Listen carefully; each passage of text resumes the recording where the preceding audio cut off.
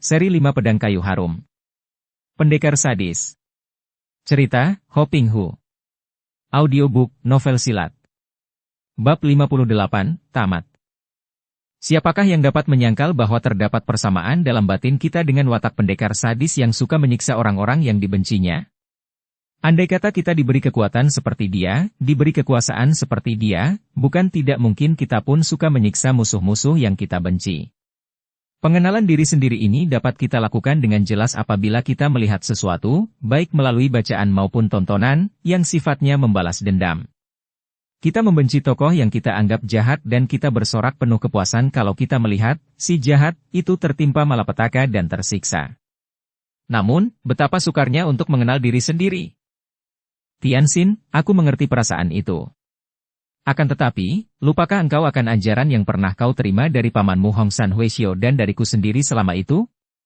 Lalu apa artinya semua latihan yang kuberikan untuk bersamadhi dan mengenal sifat-sifat buruk diri sendiri? Orang yang melakukan perbuatan kejam dinamakan penjahat, lalu apa artinya orang dianggap pendekar kalau hatinya pun kejam terhadap orang lain? Apakah bedanya antara penjahat kejam dan pendekar kejam? Mungkin saja si penjahat berbuat kejam untuk keuntungan harta atau pemuasan hatinya, akan tetapi kalau seorang pendekar berbuat kejam terhadap penjahat, tentu juga demi untuk memuaskan hatinya yang mendendam. Jadi pada hakikatnya sama saja, yaitu untuk menyenangkan atau memuaskan diri sendiri. Hati yang kejam itu didasarkan oleh kebencian, dan apapun yang dilakukan seseorang, baik dia dinamakan pendekar maupun penjahat, kalau didasari dengan kebencian, maka perbuatannya itu adalah jahat. Seorang pendekar menentang kejahatan, akan tetapi bukan berdasarkan kebencian terhadap sesama manusia, walaupun manusia itu dinamakan penjahat sekalipun. Seorang pendekar menentang kejahatan, karena ingin menyelamatkan orang yang dapat menjadi korban kejahatan, karena ingin menyadarkan orang yang melakukan kejahatan, karena ingin menenteramkan kehidupan manusia di dunia, karena ingin menegakkan kebenaran dan keadilan. Semua itu bebas dari landasan hati yang diracuni kebencian. Akan tetapi, apa yang kau lakukan itu semata-mata adalah karena hatimu penuh dengan dendam sakit hati dan kebencian. Lalu apa bedanya semua kesadisanmu itu dengan perbuatan para penjahat di dunia ini? Chia Xin Liong berhenti bicara dan Tianxin makin menundukkan kepalanya. Biarpun kadang-kadang dia menyadari akan hal itu, akan tetapi baru sekali inilah hal itu seperti ditusukkan ke dalam perasaannya, membuat matanya terbuka dan dapat melihat dengan jelas akan semua kesalahan yang pernah dilakukannya selama ini. Memang dia telah menjadi buta oleh dendam dan kebencian. Saya mengaku salah, katanya lirih. Pengakuan salah tanpa penghayatan dalam hidup tidak ada artinya sama sekali. Penyesalan di mulut dan di hati tidak ada gunanya. Yang penting adalah membuka mata melihat bahwa setiap kita melakukan sesuatu yang jahat, dalam arti kata merugikan orang lain lahir maupun batin, maka pada saat itu kita tidak memiliki kewaspadaan, kesadaran kita menjadi buta oleh nafsu. Oleh karena itu, kita harus waspada setiap saat, terutama sekali waspada terhadap diri sendiri lahir batin. Hanya dengan kewaspadaan dan kesadaran terhadap diri sendiri lahir batin sajalah kita tidak akan bertindak membabi buta menurutkan nafsu-nafsu kita. Kebencian terhadap orang lain merupakan pangkal segala permusuhan dan kekacauan di dunia ini. Kita harus dapat menghalau kebencian ini jauh-jauh dari batin kita, baik terhadap orang yang kita anggap jahat maupun tidak. Selama masih ada kebencian di dalam batin, bukan kebencian terhadap seseorang tertentu, melainkan kebencian terhadap siapapun juga, maka tak mungkin dia dapat menjadi seorang pendekar dalam arti yang seluas-luasnya. Tianxin dan Kim Hong mengangguk-angguk, diam-diam merasa betapa tidak mudahnya menjadi seorang manusia yang pantas dinamakan pendekar. Kalian orang-orang muda perlu sekali memperhatikan apa yang telah dikatakan oleh Xin Liong, kata kakek Yap Kun Liong dengan suara halus dan tenang. Memang demikianlah sesungguhnya, selama masih ada kebencian di dalam batin, tidak mungkin orang itu mengenal cinta kasih. Dan seorang pendekar adalah seorang yang penuh cinta kasih, yang hanya satu keinginannya, yaitu membangun, bukan merusak. Memang mungkin saja, untuk membangun orang harus membongkar, akan tetapi bukan berarti merusak. Mungkin seorang pendekar harus bertindak keras terhadap seorang sesat, namun bukan berarti keras karena kebencian atau hendak merusak, melainkan keras yang sifatnya membongkar untuk kemudian dibangun. Atau yang sifatnya mendidik, menuntut agar yang menyeleweng kembali ke jalan benar. Terima kasih atas semua petuah dan peringatan dari ayah dan kakek yang amat berguna itu, kata Tianxin. Terima kasih kepada Lo Qianwei yang mulia, kata pula Kim Hong. Hati wanita ini benar-benar tergetar dan membuatnya tunduk benar terhadap para pendekar sakti ini dan darah ini pun dapat melihat betapa dahulu ia telah melakukan penyelewengan besar sekali. Dan saya mohon petunjuk kepada ayah, apa yang harus saya lakukan selanjutnya? Apakah saya harus menyerahkan diri kepada Kunlun Pai untuk diadili? Kalau demikian halnya, lebih baik ayah membunuh saya sekarang juga, karena saya tidak merasa bersalah terhadap Kunlun Pai dan mereka itu hanya ingin membalas dendam karena membenci saya. Xia Xin Liong mengangguk-angguk. Memang tidak sepatutnya kalian menyerahkan diri begitu saja. Kalau kalian mau, marilah ikut bersama kami ke Lembah Naga. Kakakmu akan merayakan pernikahannya dan kalian seharusnya hadir pula. Sudah terlalu lama engkau meninggalkan rumah, Tianxin. Pulanglah dan kami akan merasa berbahagia sekali. Benar, cucuku. Selain itu, aku pun ingin melihat engkau menikah sebelum aku mati, kata nenek Chia Giokeng. Dan aku pun senang sekali dengan pilihanmu. Nona Toan ini memang cocok untuk menjadi jodohmu. Dengan hati terharu Tianxin menghaturkan terima kasih kepada neneknya itu dan dia bertanya kepada ayahnya.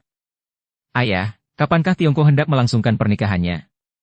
Kami sudah memperhitungkan, nanti pada tanggal 10 bulan 8, jadi kurang 3 bulan lagi, jawab Xia Xin Liong.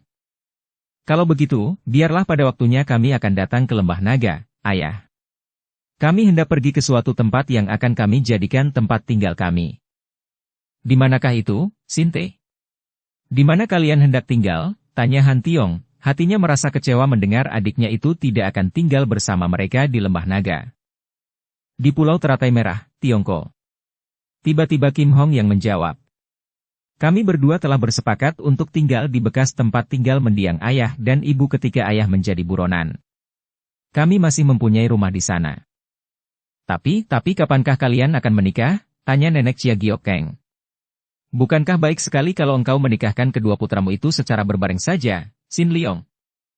Terserah kepada Tianxin dan tunangannya, jawab pendekar itu yang dengan bijaksana menyerahkan urusan perjodohan orang-orang muda itu kepada yang berkepentingan sendiri. Bagaimana, Tianxin, cucuku? Tanya nenek itu kepada Tianxin. Tianxin dan Kim Hong saling pandang, lalu keduanya menundukkan muka yang tiba-tiba menjadi merah. Sungguh mengherankan hati mereka sendiri mengapa setelah keluarga yang mereka hormati ini bicara tentang perjodohan mereka menjadi tersipu-sipu malu. Maaf, nenek, kami masih belum berpikir tentang pernikahan. Akhirnya Tianxin menjawab dan nenek Chia Giokeng hanya dapat menghela napas panjang. Ia pun mengerti bahwa urusan pernikahan adalah urusan kedua orang itu sendiri, dan mencampurinya hanya akan mendatangkan kekacauan belaka. Hal ini ia sendiri sudah mengalaminya, maka dengan bijaksana ia pun diam saja, tidak membantah lagi. Akhirnya mereka pun berpisah. Sambil berlutut, Tianxin berkata kepada mereka semua. Harap ayah dan ibu, juga Tiongko, kakek dan nenek yang saya hormati dan saya cinta, suka menjadi saksi. Mulai saat ini, pendekar sadis hanya tinggal sebutannya saja, akan tetapi kekejaman dan kesadisan akan saya enyahkan jauh-jauh dari dalam batin saya. Semoga saya selalu akan sadar dan dengan kerja sama dan bantuan Kim Hong, mudah-mudahan saya tidak akan melanggar janji saya ini. Saya akan mengikuti jejak ayah sekalian, menjadi pendekar dalam arti yang sesungguhnya. Setelah berpamit dalam suasana mengharukan, terutama sekali Han Tiong yang merasa berat untuk berpisah dari adiknya, akhirnya Tianxin dan Kim Hong berpisah dari mereka dan dua orang muda ini melakukan perjalanan ke selatan untuk pergi ke Pulau Teratai Merah.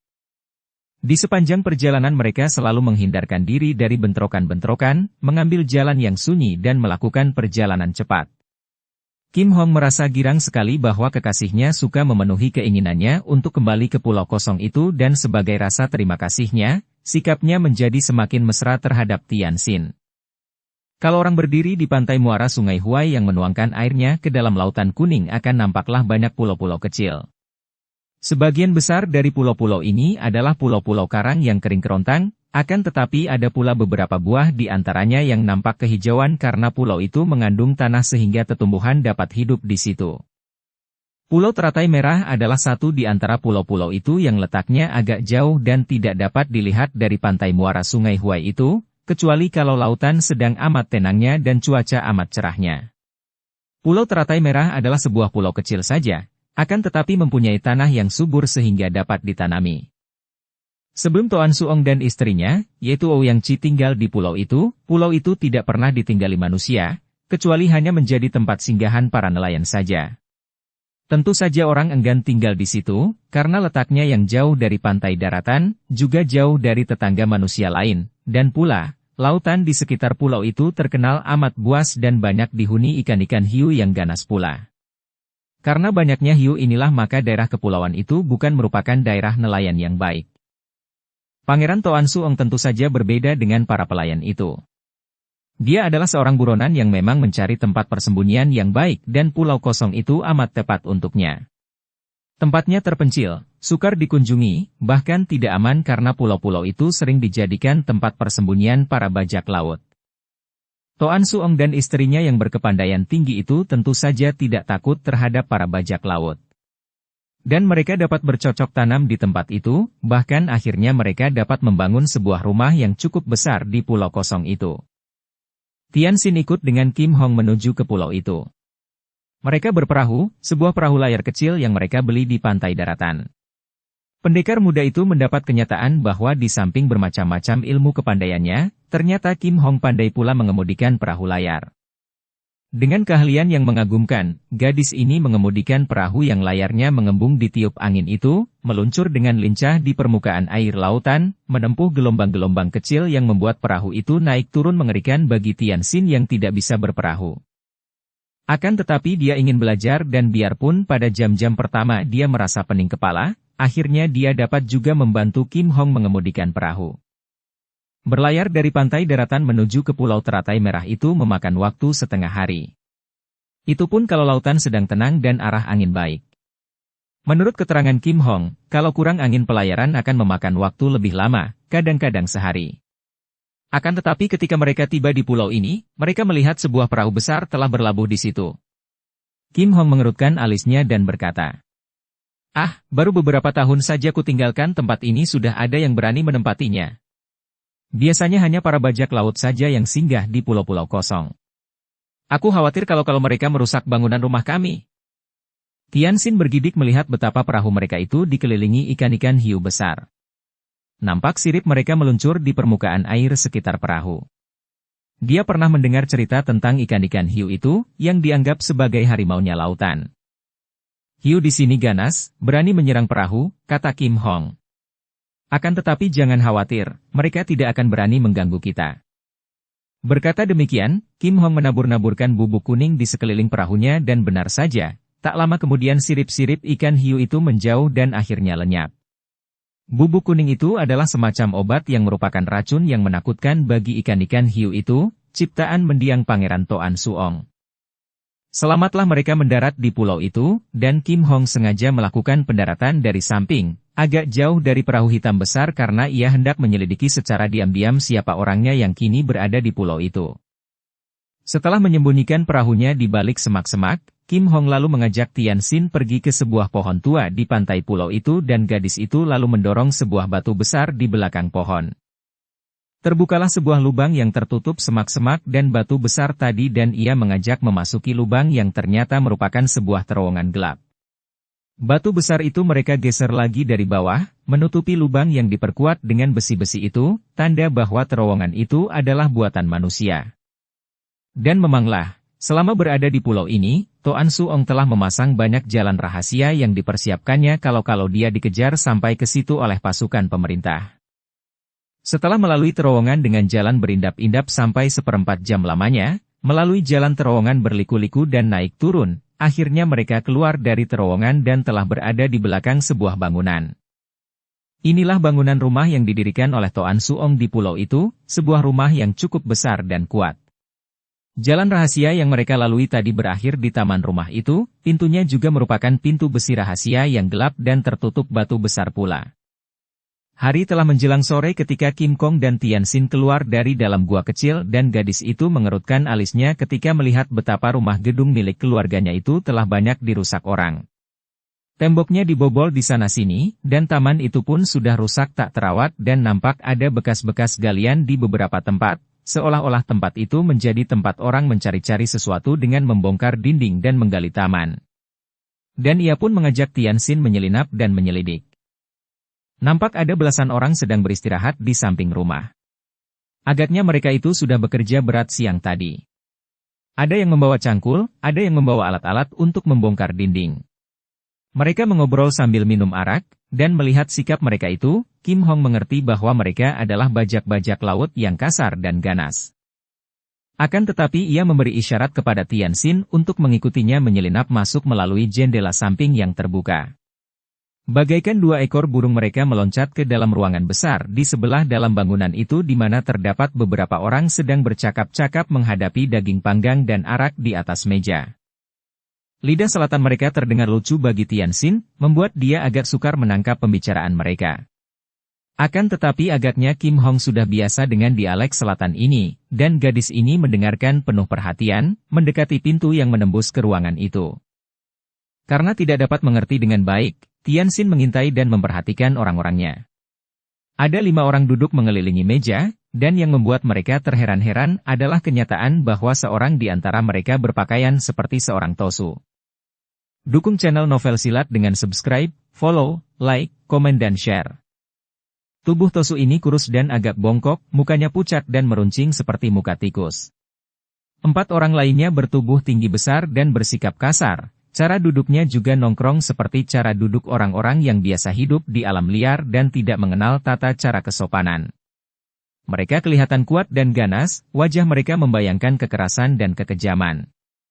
Akan tetapi Kim Hong lebih memperhatikan percakapan itu sendiri. Kita sudah membuang-buang waktu seminggu lamanya di sini. Terdengar seorang di antara 4 orang kasar itu mengomel dengan mulut dijejali daging setengah matang. Kalau kita mencari rejeki di lautan, mungkin sudah ada 1-2 kapal yang dapat kita serbu, kata orang kedua. Pangeran itu tentu telah membawa pusakanya ikut bersamanya ke neraka, kalau memang dia pernah mempunyai pusaka itu, kata orang ketiga. Hei, tikus laut. Kata orang keempat kepada Tosu bermuka tikus yang ternyata berjuluk tikus laut itu. Agaknya setelah menjadi Tosu engkau kehilangan ketajaman hidungmu sehingga salah duga. Awas kau kalau mempermainkan kami. Si Tosu itu meludah karena ada pecahan tulang tergigit olehnya, lalu dia mengomel. Kalian ini seperti bukan sahabat-sahabat baikku saja, seperti tidak pernah mendengar akan kelihayanku dalam menyelidiki saja. Sejak dahulu aku tahu bahwa istri pangeran itu berhasil menguasai pusaka peninggalan Menteri Tehu dan pasti disimpannya di sini. Tapi kau sendiri bilang bahwa putri mereka telah menjadi orang yang lihai sekali. Jangan khawatir, ia dan pendekar sadis sudah dikejar-kejar, dan tentu para Tosu Kunlun Pai takkan mau melepaskan mereka setelah kena kubakar sampai berkobar-kobar kemarahan mereka. Hahaha, kata Tosu itu. Tikus laut, sungguh mengherankan sekali mengapa engkau memusuhi mereka. Bukankah engkau telah menjadi orang suci, ejek seorang di antara bajak-bajak itu. Kalau mereka tidak muncul mungkin aku terlanjur menjadi orang suci, dan dengan ilmu yang kudapat dari Jit Goat Tosu, aku dapat menjago dan menjadi tokoh Kunlun Pai. Akan tetapi mereka muncul dan dendamku terhadap Pangeran Toan Suong yang tadinya sudah hampir terlupa menjadi bangkit kembali. Dan teringat akan pusaka Menteri Tehu, selagi mereka dikejar-kejar, dan dengan alasan mencari mereka, aku mengajak kalian bersama-sama mencari pusaka. Kiranya kalian masih ragu-ragu dan kurang percaya padaku. Di dalam tempat pengintaiannya, Kim Hong saling bertukar pandang dengan Tianxin. Kini mereka teringat. Tosu ini adalah seorang di antara para Tosu pimpinan di Kunlun Pai, biarpun tadinya mereka kurang memperhatikan karena agaknya kedudukan Tosu ini tidak menonjol. Akan tetapi, punggung yang bongkok itu tiada keduanya di antara para Tosu Kunlun Pai. Pada saat itu terdengar bentakan keras dari arah belakang mereka. Hei, siapa kalian? Awas, ada mata-mata mengintai.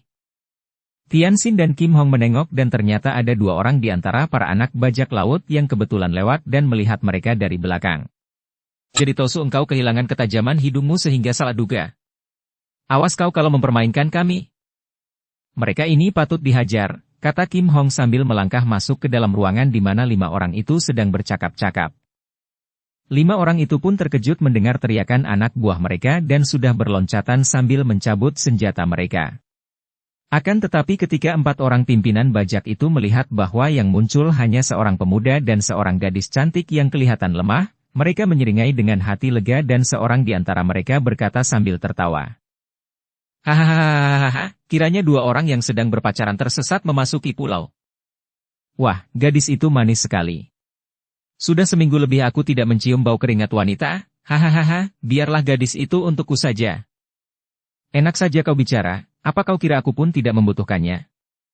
Akan tetapi, kalau 4 orang kepala bajak itu bicara dengan cara jorok dan kurang ajar terhadap Kim Hong, sebaliknya Tosu bongkok yang berjuluk tikus laut itu memandang dengan wajah pucat dan mata terbelalak. Celaka, katanya, suaranya gemetar. Inilah mereka. Pendekar sadis dan lamsin. Para bajak laut itu mempunyai daerah di lautan, maka tentu saja mereka tidak begitu mengenal nama pendekar sadis dan lamsin yang merupakan tokoh-tokoh daratan, sehingga mereka tidak begitu gentar menghadapi 2 orang muda ini, walaupun mereka sudah mendengar dari tikus laut akan kelihayan mereka. Kini, belasan orang anak buah yang tadinya berada di luar sudah berserabutan masuk dengan senjata di tangan. Melihat ini, si kumis lebat, seorang di antara 4 pimpinan perampok yang menjadi kepala mereka, tertawa. Hahaha, kepung dan tangkap mereka. Boleh bunuh yang laki-laki, akan tetapi tangkap yang perempuan untukku, hahaha, dan dia sendiri menyimpan kembali goloknya lalu maju dengan tangan kosong hendak menangkap Kim Hong sedangkan 3 orang yang lainnya memimpin anak buah mereka mengurung, dibantu pula oleh Tosu bongkok yang sudah mencabut keluar sebatang pedangnya. Melihat wajah kekasihnya, Tianxin maklum bahwa nyawa orang-orang ini tidak akan dapat tertolong lagi, dan terbayanglah kembali wajah orang-orang yang dihormatinya, terutama wajah ayah angkatnya dan kakaknya. Kim Hong, jangan bunuh orang, jangan kita ulangi kembali, kita robohkan saja tanpa membunuhnya. Kim Hong mengerling kepada kekasihnya dan tersenyum, senyum yang mengandung ketenangan sehingga lega hati Tianxin. Jangan khawatir. Terutama sekali si muka tikus itu harus dapat kutangkap hidup-hidup untuk menceritakan semua latar belakang ini. Mereka tidak mempunyai banyak kesempatan untuk bicara lagi karena pihak lawan sudah menyerbu. Si kumis tebal bersama 3 orang lain dengan muka menyeringai mengepung dan menubruk untuk menangkap Kim Hong. Mereka seperti hendak berlomba dalam menangkap atau menyentuh tubuh gadis cantik itu. Sedangkan yang lain-lain, yaitu 3 orang pimpinan bajak, si Tosu, dan 12 orang lain dengan senjata terhunus sudah mengepung dan mengeroyok Tianxin, seolah-olah mereka hendak menghancur lumatkan tubuh pemuda ini. Akan tetapi begitu 2 orang muda itu menggerakkan tubuh mereka, terdengarlah teriakan-teriakan berturut-turut disusul robohnya para pengeroyok itu. Mula-mula, menghadapi 4 orang pengeroyoknya yang seolah-olah berlomba hendak memeluknya itu, Kim Hong yang merasa muak dan marah itu telah menggerakkan tubuhnya mengelak dari serbuan mereka, menyelinap di antara banyak lengan dengan tangan terbuka seperti cakar harimau hendak menerkam domba itu. Kemudian, setelah terlepas dari serbuan mereka dan melihat mereka dengan lebih garang lagi membalik dan hendak menerjangnya, wanita ini sudah menggerakkan kepalanya. Kunci rambutnya itu terlepas dari sanggulnya, seperti seekor ular kobra hitam terlepas dari kurungan dan menyambar-nyambar ganas. Akibatnya, 4 orang anak buah bajak terpelanting dan tak dapat bangkit kembali karena ujung rambut itu telah menotok jalan darah membuat mereka lumpuh dan pingsan. Kini tinggal kepala bajak yang berkumis tebal melintang di bawah hidung itu yang terbelalak keheranan melihat betapa 4 orang anak buahnya tiba-tiba roboh berpelantingan dan tidak mampu bangkit kembali. Dia sendiri tidak tahu bagaimana hal itu dapat terjadi, akan tetapi dia makin silau oleh kecantikan Kim Hong yang makin menyolok setelah sanggul rambutnya terlepas itu. Kecantikan ini membuat si kepala bajak menjadi makin ganas dan otaknya menjadi keruh, dia menggereng dan menubruk lagi, kedua lengannya dibuka dan dia pun menerkam ke arah Kim Hong. Gadis ini kembali menggerakkan kepalanya, rambutnya menyambar ke depan. Duh! Tubuh tinggi besar itu menjadi kaku dan 2 kali kaki Kim Hong bergerak. Krek! Krek! Orang tinggi besar itu menjerit roboh, mengaduh-aduh dan menggunakan kedua tangan untuk memegangi kedua kakinya yang patah tulang di bagian pergelangan kaki. Sementara itu, dengan mudah Tianxin juga sudah merobohkan 5-6 orang tanpa membuat mereka menderita luka berat. Dia hanya membagi-bagi tamparan, membuat lawan roboh dengan kepala pening, atau kaki tangan salah urat, atau menotoknya sehingga lawan roboh tak mampu berkutik karena lumpuh. Apalagi setelah Kim Hong menyerbu membantunya, mereka dengan mudah merobohkan semua pengeroyok kecuali si tikus laut ini sungguh-sungguh hebat luar biasa. Gerakan-gerakan tikus laut ini mengingatkan mereka kepada kepandaian mendiang Jit Goat Tosu. Gerakan-gerakan aneh membuat Tianxin dan Kim Hong berhati-hati sekali, akan tetapi ketika Tianxin mempergunakan Tikai Beng, Tosu itu tak mampu menarik kembali tangannya yang menempel di tengkuk Tianxin dan tenaga sinkangnya yang tidak sekuat dua orang muda itu tersedot, membuat dia berteriak-teriak seperti seekor babi disembelih. Ketika Tianxin melepaskan tenaga sedotan Tikai Beng, Tosu itu jatuh terkulai dengan tubuh lemas. Dia seperti sebuah balon kempes. Akan tetapi mengingat kehebatan ilmu silatnya tadi, Kim Hong lalu menotoknya, membuat dia tidak berkutik lagi. Tosu palsu. Hayo ceritakan apa hubunganmu dengan Jit Goat Tosu dan mengapa engkau memusuhi kami, dan apa pula yang kau lakukan di Kunlun Pai sehingga engkau membakar hati para pimpinan Kunlun Pai. Kim Hong membentak dengan suara nyaring sekali dan Tianxin hanya pura-pura tak mengerti mengapa gadis itu membentak demikian nyaringnya. Tentu saja dia tahu bahwa seperti juga dia, kekasihnya itu tentu sudah pula melihat adanya bayangan beberapa orang Tosu berkelebatan di sebelah luar rumah.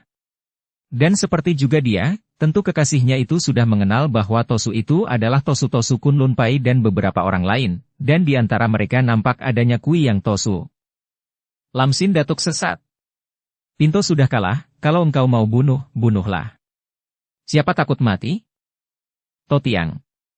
Kata Tianxin sambil mengedipkan matanya kepada kekasihnya dan suaranya juga lantang, kami mengenalmu sebagai seorang di antara para Tosu Kunlun Pai, bagaimana engkau dapat bersekutu dengan gerombolan bajak laut dan mencari-cari pusaka peninggalan Menteri Tehu yang dimiliki keluarga Pangeran Toan Suong. Lebih baik engkau mengaku terus terang, Totiang. Kami tidak akan membunuhmu asalkan engkau mengaku. Pendekar sadis. Biar engkau tukang siksa orang, jangan kira Pinto takut kepadamu. Tosu bermuka tikus itu berteriak marah. Tianxin kembali memberi isyarat dengan pandangan matanya kepada Kim Hong, lalu dia pun mengangkat tubuh Tosu itu dengan leher bajunya. Begitukah? Mari kita sama lihat, apakah tikus laut ini berani melawan hiu atau macan laut? Dia lalu membawa tubuh Tosu itu melangkah lebar keluar dari rumah itu diikuti oleh Kim Hong. Mereka berdua berjalan terus, pura-pura tidak melihat adanya beberapa pasang mata yang mengikuti gerak-gerik mereka dari tempat persembunyian, kemudian pemilik beberapa pasang mata ini pun membayangi mereka menuju ke pantai pulau. Kim Hong yang menjadi penunjuk jalan dan tanpa bicara kedua orang ini sudah tahu akan isi hati masing-masing. Mereka membawa si muka tikus itu ke perahu besar yang berlabuh di situ dan ketika mereka menaiki perahu itu kosong sama sekali. Ternyata beberapa orang bajak yang tadi berjaga di situ telah ikut pula menyerbu ketika mereka mendengar teriakan-teriakan dari atas pulau. Tosu itu masih diam saja, akan tetapi Tianxin yang mencengkeram leher baju Tosu itu dapat merasakan ketika lengannya menempel di dadanya betapa jantung Tosu itu berdebar kencang. Dia tersenyum. Inilah yang dikehendakinya. Membuat takut Tosu itu. Sejenak timbul perasaan dalam hatinya, perasaan senang, nafsu untuk menyiksa dan membunuh orang ini yang dia tahu memusuhi Kim Hong. Akan tetapi, wajah kakaknya terbayang di depan mata dan membuatnya tersadar dan nafsu sadis itu pun lenyap seperti ditiup angin. Setelah tiba di atas perahu besar, Tianxin lalu melepaskan sabuknya yang juga merupakan satu di antara senjatanya, mengikatkan ujung sabuknya pada pinggang Tosu itu. Kau lihat itu, kenalkah engkau apa itu? Tanyanya sambil menunjuk ke arah sirip ikan-ikan hiu yang berseliweran di sekitar perahu. Wajah Tosu itu menjadi semakin pucat. Apa yang hendak kau lakukan? Tanyanya, suaranya masih angkuh akan tetapi sudah agak gemetar. Tianxin tersenyum memandang kepada Kim Hong. Hahaha, Kim Hong, dia tanya apa yang hendak kita lakukan? Hahaha. Gadis itu pun tertawa dan menjawab dengan suara yang nyaring. Kita hanya ingin melihat bagaimana ramainya tikus laut berhadapan dengan macan laut. Dan Tianxin mulai menurunkan tubuh orang yang sudah diikat pinggangnya itu ke pinggir perahu besar.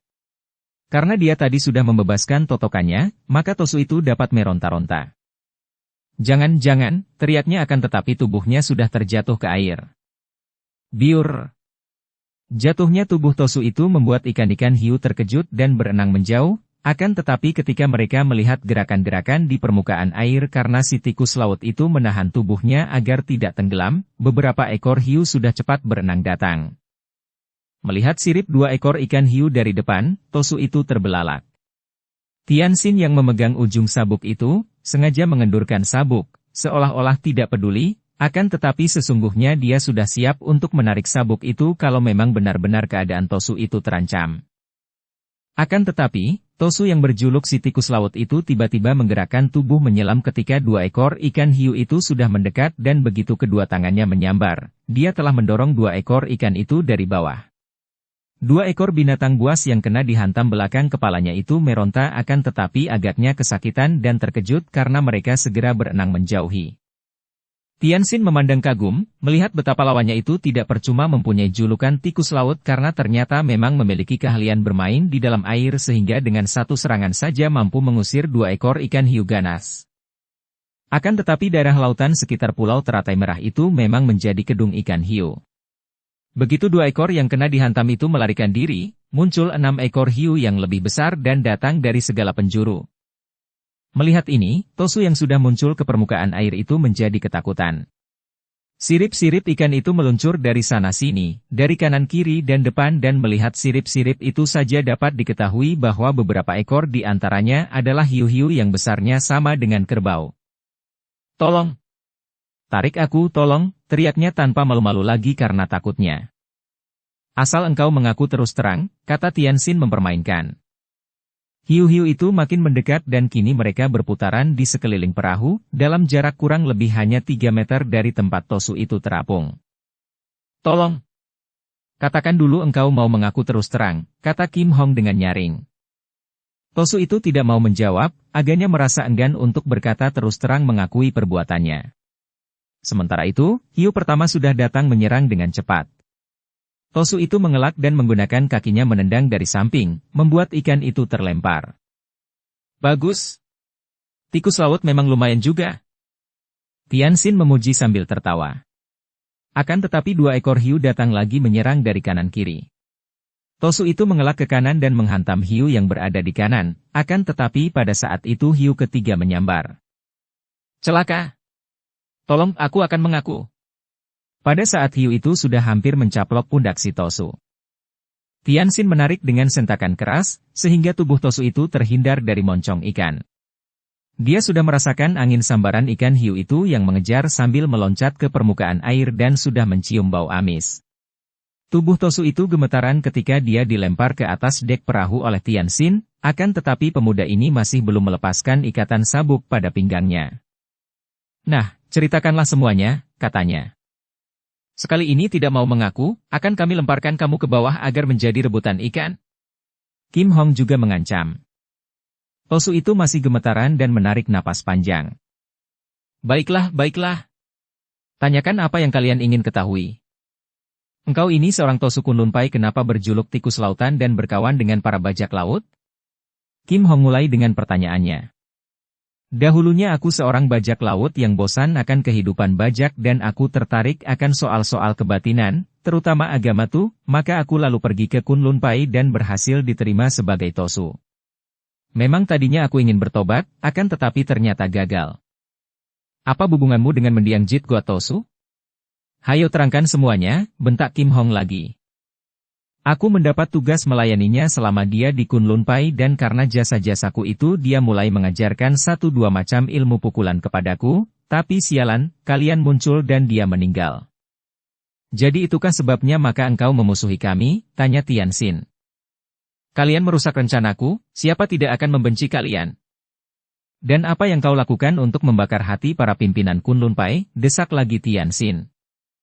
"Kukatakan kepada mereka bahwa sebelum meninggal, seringkali Jit Goat Tosu bercerita kepadaku tentang kejahatan sutenya sehingga kematiannya karena serbuan kalian itu menimbulkan penasaran besar, dan kuhasut mereka untuk menuntut balas mengingat akan kebaikan Jit Goat Tosu yang sudah menurunkan pula beberapa macam ilmu kepada pimpinan Kunlunpai."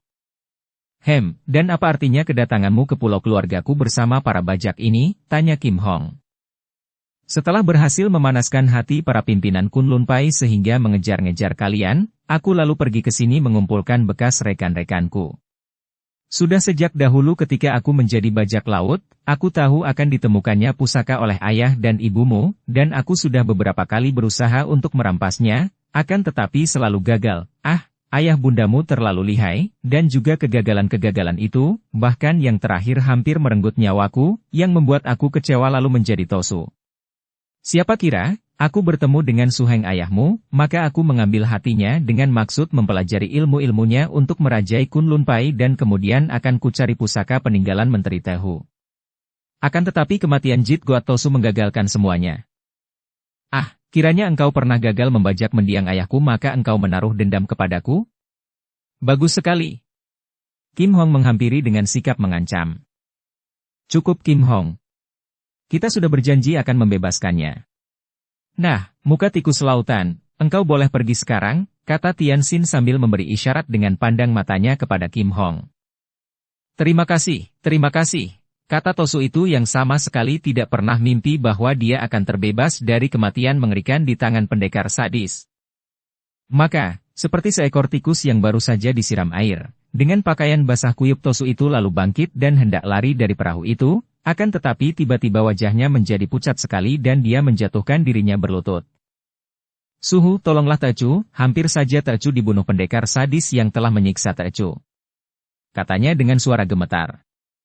Tian Xin dan Kim Hong membalikkan tubuh mereka dan pura-pura bersikap kaget dan heran melihat munculnya Kui Yang Tosu dan 5 orang Tosu Kunlun Pai lainnya, juga nampak Liang Sim Cinjin pertapa Kang Lam itu, dan 2 orang Butong Pai wakil dari Tian Heng Losu, juga nampak Lo Pak San, pendekar dari Poa itu dan beberapa orang lain yang pernah hadir dalam pertemuan para pendekar di Kunlun San. Melihat mereka itu, yang memang sudah diketahuinya sejak tadi oleh Tian Xin dan Kim Hong, kedua orang muda ini lalu meloncat meninggalkan perahu dan berdiri berdampingan di pantai, siap menghadapi segala kemungkinan. Mereka merasa lebih aman berada di atas pulau daripada di atas perahu, apalagi dengan adanya ahli-ahli silat dalam air seperti tikus laut yang lihai itu. Tian Xin sendiri cukup mengerti bahwa melawan tikus laut seorang saja, kalau bertanding di air, mungkin sekali dia akan celaka. Dan berada di atas perahu berbahaya sekali, siapa tahu mereka akan menggulingkan perahu. Akan tetapi, para Tosu Kunlun Pai dan teman-temannya itu agaknya tidak menghiraukan mereka dan Kui Yang Tosu kini melangkah maju mendekati tikus laut. Wajah kakek yang merupakan tokoh kedua dari Kunlun Pai ini masih nampak berkilat penuh api kemarahan. Suaranya juga masih halus ketika dia bertanya kepada muka tikus laut itu. Bagaimana engkau bisa berada di tempat ini? Suhu, Tecu pernah mendengar tentang pulau ini dan Tecu membantu Suhu untuk menyelidiki pendekar sadis dan Lamsin yang Tecu duga tentu melarikan diri ke sini. Dan benar saja, akan tetapi Tecu ketahuan dan ditangkap dan disiksa, nyaris dibunuh secara keji, dijadikan umpan ikan-ikan hiu. Dan siapakah bajak-bajak laut itu dan milik siapa pula perahu ini? Suara Kui Yang Tosu makin lantang dan pandang matanya semakin berapi-api. Akan tetapi agaknya Tosu bekas bajak itu tidak sadar akan tanda-tanda ini, atau memang dia sudah terlanjur melangkah dan tidak mungkin mundur kembali. Bajak-bajak itu adalah kaki tangan pendekar sadis. Akan tetapi Tosu itu tidak melanjutkan kata-katanya karena dengan langkah lebar Kui Yang Tosu menghampirinya, mukanya merah dan matanya melotot, dadanya naik turun menahan kemarahan. Penipu! Pembohong!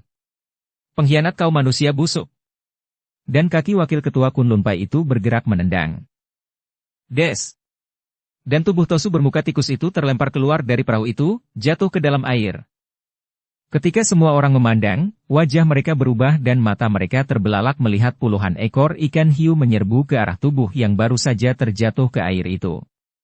Terdengar jeritan-jeritan mengerikan yang berhenti tiba-tiba ketika tubuh itu terseret ke bawah permukaan air. Air bergelombang dan mulai berubah warnanya menjadi merah di tempat di mana Tosu tadi jatuh. Cian Cai! Kui Yang Tosu memejamkan kedua matanya, alisnya berkerut dan kedua tangannya dirangkap ke depan dada. Sampai lama dia tidak bergerak, wajahnya berkerut-kerut dan akhirnya, setelah beberapa kali dia menarik napas panjang, dia pun membuka matanya, lalu dengan tubuh nampak lemas dan lesu dia menuruni perahu itu menghampiri Tian Xin dan Kim Hong yang masih berdiri melihat semua itu dengan sikap tenang waspada. Kui Yang Tosu menjura kepada mereka. Suaranya terdengar lirih. Cheng Tai Hiap, Toan Li Hiap, maafkan Pinto yang tak dapat mengendalikan perasaan. Tianxin dan Kim Hong membalas penghormatan itu dan Tianxin berkata, "Saya sudah seringkali mengalami perasaan itu, Lo Qianwei, membuat mata gelap dan menimbulkan tindakan pembalasan yang membuat saya dinamakan pendekar sadis. Saya mengerti dan Lo Qianwei tidak bersalah, wajarlah sebagai manusia biasa kadang-kadang dikuasai oleh amarah." Kui Yang Tosu kembali menarik napas panjang penuh penyesalan betapa karena marahnya dia telah membunuh si tikus tadi, bahkan dengan cara yang mengerikan, tanpa disengaja dia memberikan Tosu itu kepada ikan-ikan hiu. Tidak pintu kira bahwa dia yang telah kami percaya itu akan melakukan fitnah seperti itu demi kepentingan dirinya dan pemuasan nafsunya. Kata pula Kui Yang Tosu. Tianxin tersenyum dan mengangguk. Lo Qianwei, saya sendiri pun pernah mengalami penipuan seperti itu dan menjadi korban fitnah sehingga melakukan hal yang amat buruk. Tentu Lo Qianwei ingat akan kematian Pangeran Toan Ong? Nah, ketika itu pun saya mendengar fitnah orang yang saya percaya. Kui Yang Tosu mengangguk-angguk. Xian Cai, betapa lemahnya kita manusia ini. Kita perlu banyak belajar, Cheng Tai Hiap. Benar, Lo Qianwei, kita harus tetap belajar selama masih hidup. Maafkan Pinto, kini Kunlun Pai baru mengerti dan mulai saat ini kami tidak lagi memusuhimu, Tai Hiap. Terima kasih, Lo Qianwei, dan saya pun akan belajar agar tidak mudah membiarkan diri dikuasai nafsu dendam dan kekejaman terhadap musuh. Kui Yang Tosu lalu berpamit kepada Tianxin dan Kim Hong, kembali ke tempat di mana perahu mereka tersembunyi, diikuti oleh para pendekar lain yang juga berpamit dengan sikap bersahabat. Tianxin dan Kim Hong memandang kepada mereka sampai perahu mereka tidak nampak lagi dan tiba-tiba Kim Hong merangkul Tianxin dengan hati penuh kegirangan dan kebahagiaan. Tianxin maklum apa yang dirasakan oleh kekasihnya karena dia pun merasakan sesuatu kebahagiaan besar menyelubungi hatinya, maka dia pun tidak berkata apa-apa kecuali balas merangkul gadis itu. Sampai lama mereka saling rangkul dan tidak mengeluarkan kata-kata. Kata-kata tidak ada artinya lagi dalam keadaan seperti saat itu. Mereka merasa seolah-olah ada batu besar yang selama ini menindih hati mereka berdua telah terangkat dan mereka merasakan suatu kebebasan yang amat nikmat dalam hati mereka. Dan bagi Tianxin terutama sekali, teringatlah kembali semua kata-kata kakaknya. Kekerasan hanya akan mengakibatkan kekerasan pula. Akibat tidak akan pernah terlepas daripada sebab, akibat hanyalah lanjutan daripada sebab. Dan sebab adalah cara dalam tindakan kita sendiri. Cara yang buruk takkan mungkin mendatangkan akibat yang baik, seperti juga benih buruk takkan mungkinlah menumbuhkan pohon yang baik. Tak mungkinlah mengharapkan bunga indah tumbuh menjadi buah lewat dari tanaman beracun. Siapa menanam, dia sendiri yang akan memetik buah daripada hasil tanamannya. Sayang 1000 kali sayang, kita hanya selalu mengingat-ingat akan panen buah lezat saja, tak pernah kita memperhatikan penanamannya yang benar dan pemeliharaannya yang benar. Mata kita selalu tertuju jauh ke depan, kepada tujuan-tujuan dan harapan-harapan baik dan menyenangkan untuk kita, sama sekali tidak mau melihat perbuatan-perbuatan kita setiap saat sekarang inilah yang menjadi pohon penghasil buah di masa mendatang. Bukan buahnya yang penting, melainkan pohonnya, pemeliharaan pohonnya. Buah yang baik, hanyalah menjadi lanjutan dari pohon yang baik. Kita selalu mau enaknya saja.